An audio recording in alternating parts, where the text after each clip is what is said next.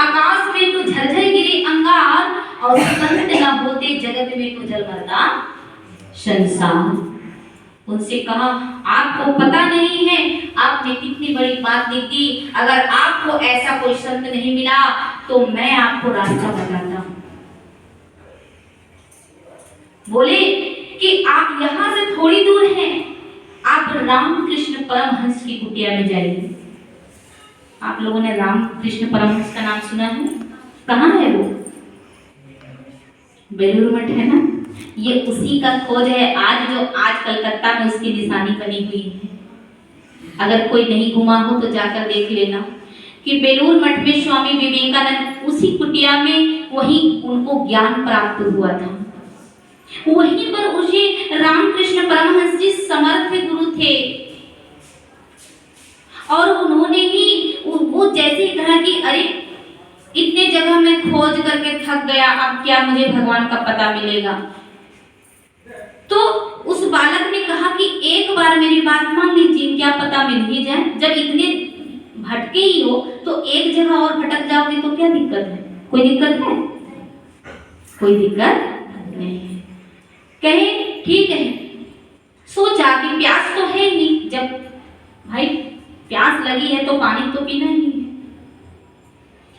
जब गए थे रामकृष्ण परमहंस की कुटिया में तो कुटिया बंद था। स्वामी विवेकानंद ने दरवाजे को खटखटाया।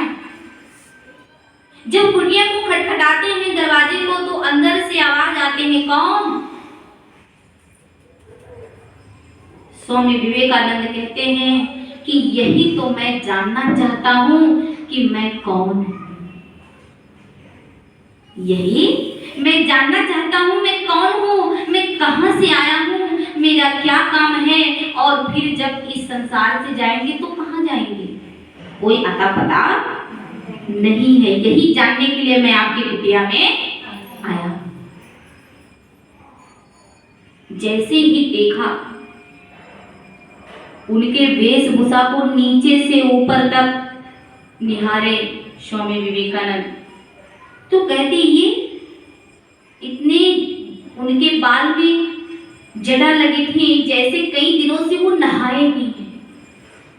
बालों में कंघी तक नहीं है, फटी चिटी धोती पहने हुई, एकदम गंदे मैले कुचले कपड़े में।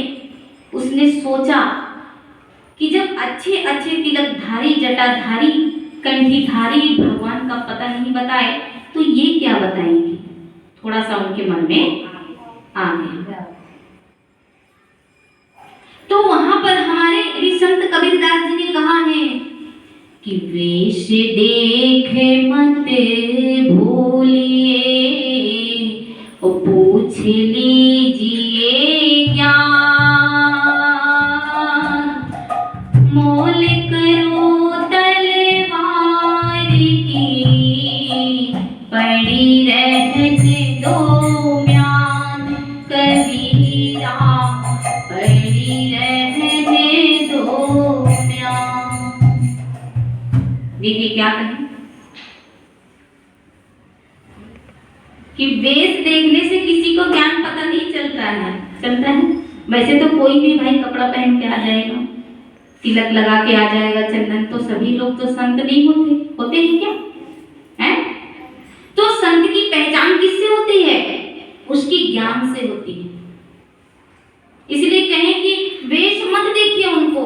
जब आप बाजार में जाते हो तलवार खरीदने के लिए तो उसके कवर को देखते हो या फिर उस तलवार की धार को?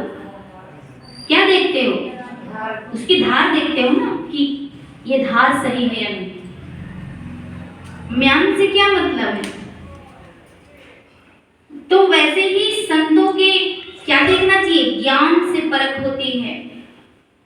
उसकी वेशभूषा पे मत जाइए, बाहर से देखने की जरूरत नहीं है।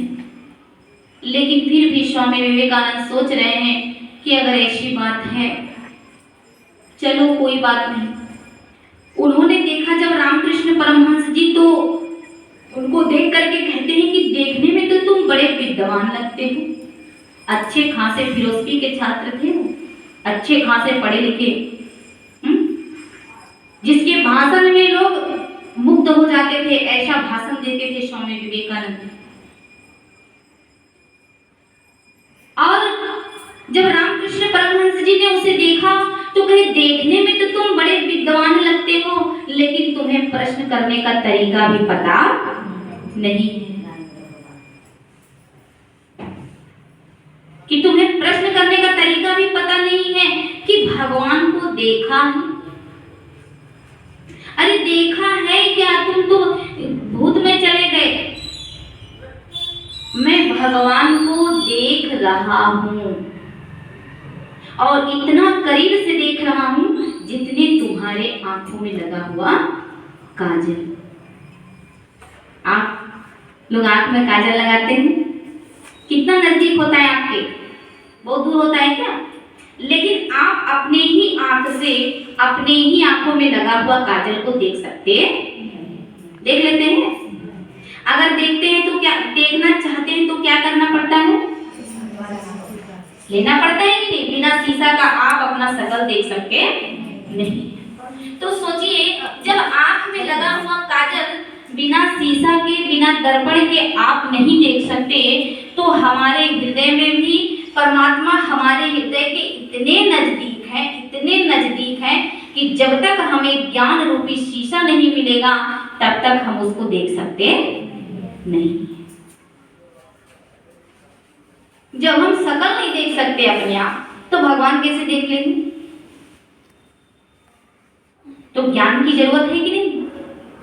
और जो ही उन्होंने कहा कि मैं देख रहा हूं भगवान को, स्वामी विवेकानंद लेट गए वहीं,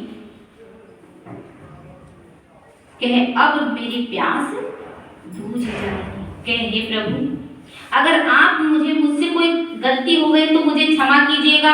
अगर आप मुझे इस योग्य समझते हैं तो कृपया मेरे भूख, मेरे प्यास को शांत कीजिए। कि आत्मा प्यासी परमात्मा की इसी से प्यास बुझ पाएगा, और बिन ईश्वर को जाने रे बंदे कभी न शांति पाएगा। अभी कोई ज्यादा टाइम तो नहीं हुआ कि हो गया?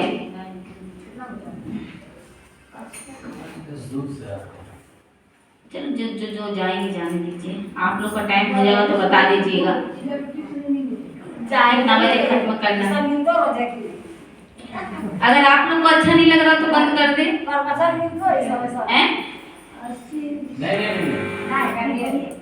उन जो दूसरे में जा सकते हैं, आराम से जाने दीजिए, कोई नहीं।